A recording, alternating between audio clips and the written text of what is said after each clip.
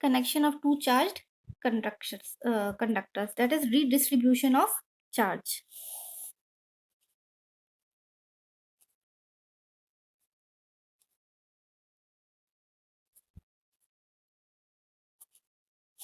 That means initially हम मान लेते हैं कि हमारे पास दो कंडक्टर्स हैं, ए और बी, ठीक है. The charge on A1 is A is Q1, the capacitance is C1 and the potential is V1, and for the B it is Q2, C2 and V2, ठीक है ना. इसका हम रेडियस भी मान लेते हैं कि A का radius is small a and the radius of B is small b, हमने एक स्फीयर माना है, ठीक है. अब ये हमने क्या कर दिया, इन दोनों को कनेक्ट कर दिया. कनेक्शन हमें सेटअप करना है ना, इनको हमने दोनों को कनेक्ट कर दिया, ए और बी को, ठीक है. तो अब there will be redistribution of charge, यानी कि चार्ज का कुछ चार्ज इसमें से यहाँ जाएंगे, या फिर ये हो सकता है कि बी में से ए में जाए, क्योंकि अब दोनों के बीच में कनेक्शन आ गया. और वो चार्जेस का जो रीडिस्ट्रीब्यूशन है वो तब तक होता रहेगा जब तक दोनों का पोटेंशियल सेम नहीं हो जाता, ठीक है ना, क्योंकि अभी हमने दोनों के बीच में कनेक्शन सेटअप कर दिया है. तो वो जो चार्जेस का जो रीडिस्ट्रीब्यूशन, ट्रांसफर हो रहा है चार्ज एक बॉडी में से दूसरी बॉडी में, जो ट्रांसफर हो रहा है वो तब तक होता रहेगा जब तक दोनों का पोटेंशियल इक्वल नहीं हो जाएगा, है ना. ये तो बेसिक हमने पढ़ा ही है कि दो पॉइंट्स के बीच में चार्ज जब तक फ्लो होता रहता है जब तक दोनों पॉइंट्स का पोटेंशियल सेम नहीं होता, है ना. यही पढ़ा है ना हमने, इलेक्ट्रिक करंट में भी पढ़ा है. तो यहाँ पे भी वही थ्योरी है कि दोनों के बीच में चार्जेस जब तक ट्रांसफर होते रहेंगे, जब तक फ्लो होते रहेंगे चार्जेस, तब तक दोनों का पोटेंशियल सेम नहीं हुआ. अब मान लो कि पोटेंशियल दोनों का सेम हो गया, और यहाँ पर चार्ज, अब जो नया चार्ज आया इसके ऊपर, दैट इज Q1 डैश, और यहाँ पर हो गया Q2 डैश, ठीक है. तो हम पहले इनिशियल निकालते हैं कि इनिशियली जब ये सिस्टम था, when they are not connected, ठीक है ना. So initially the charge of the system, the total charge of the system is Q1 plus Q2, ठीक है. that is Q is equal to C1 V1 plus C2 V2. Initially हमारे पास ये था, ठीक है ना. Second is when they are connected,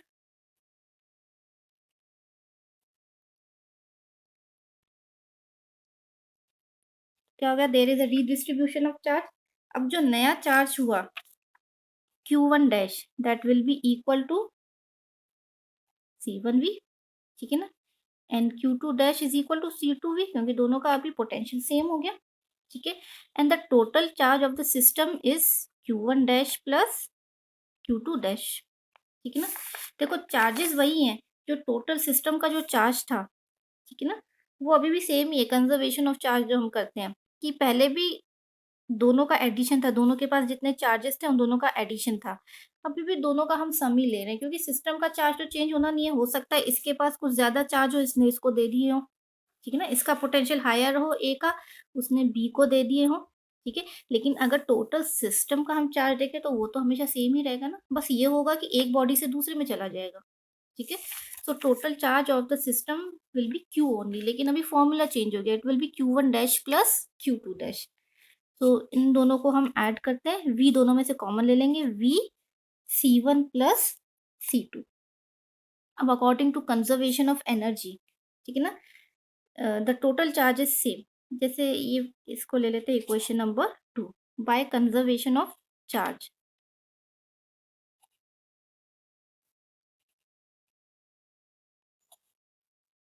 Q नहीं, ये C1 V1 plus C2 V2 is equal to C1 plus C2 V, ये हो जाएगा. और अगर हमें ये अगर कॉमन पोटेंशियल चाहिए, V चाहिए, सो V will be C1 V1 plus C2 V2 upon C1 plus C2, ठीक है. लेट इट बी, इसको कोई भी equation number, okay, equation number 3, ठीक है. अब हमें अगर Q1 डैश चाहिए कि Q1 डैश कितना था, सो Q1 डैश हमारे पास था C1 V, that is C1 V1 plus C2 V2 upon C1 plus C2, ये आ जाएगा. That will B equation number 4. And similarly Q2 dash is equal to C2 V, that is C2 C1 V1 plus C2 V2 upon C1 plus C2, equation number 5। अगर दोनों का ratio लेते हैं हम, दोनों का रेशियो अगर हम लेते हैं Q1 डैश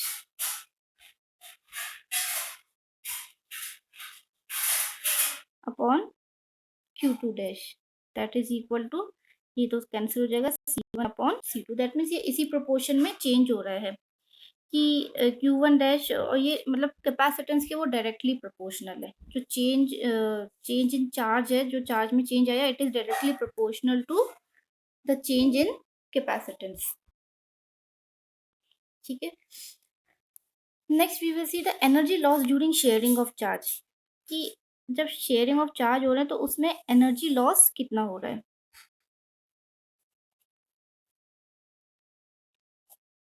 ठीक है, इनिशियली इसकी एनर्जी कितनी थी, U is equal to half C1 V1 square plus half C2 V2 square.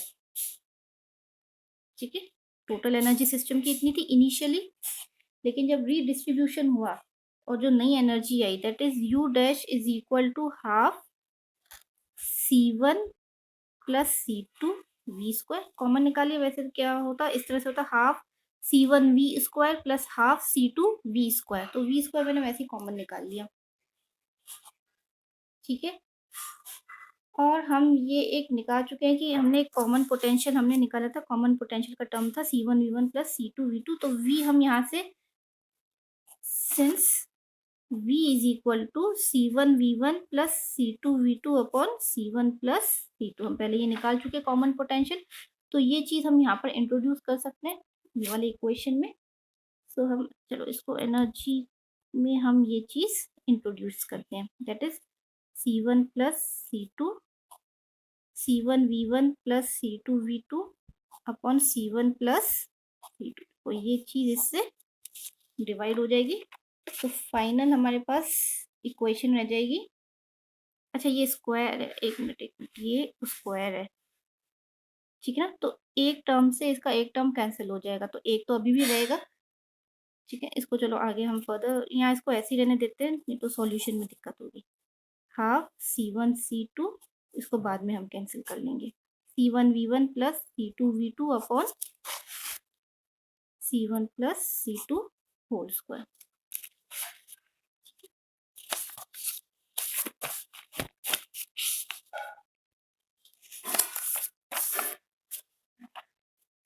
चलो नेक्स्ट हम देखते हैं, अब हमें देखना है एनर्जी लॉस। ठीक है, एनर्जी लॉस हो रही है, दैट मीन्स इनिशियल एनर्जी ज्यादा थी सिस्टम की, so delta U is equal to U minus U dash, initial energy minus final energy. तो हम वो निकालते हैं, डेल्टा U निकालते हैं, delta U is equal to, initial थी हमारे पास C1 V1 square plus C2 V2 square, ये हमारे पास इनिशियल एनर्जी थी। इसमें से जो हमारी फाइनल एनर्जी आई after redistribution,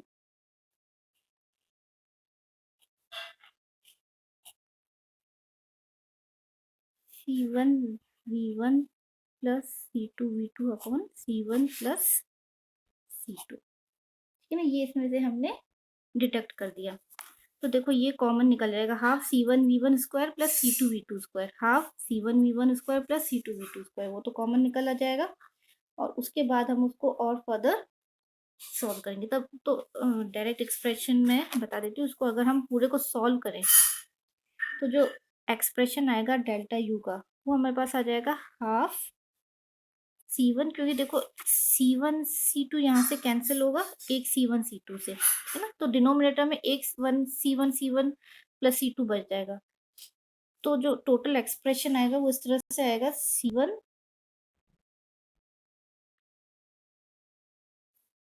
C2 upon C1 plus C2 V1 minus V2 whole square. इतना एनर्जी लॉस हो जाएगा। ठीक है ना, जो भी इक्वेशन हमारी चल रही थी, थर्ड इक्वेशन। ठीक है,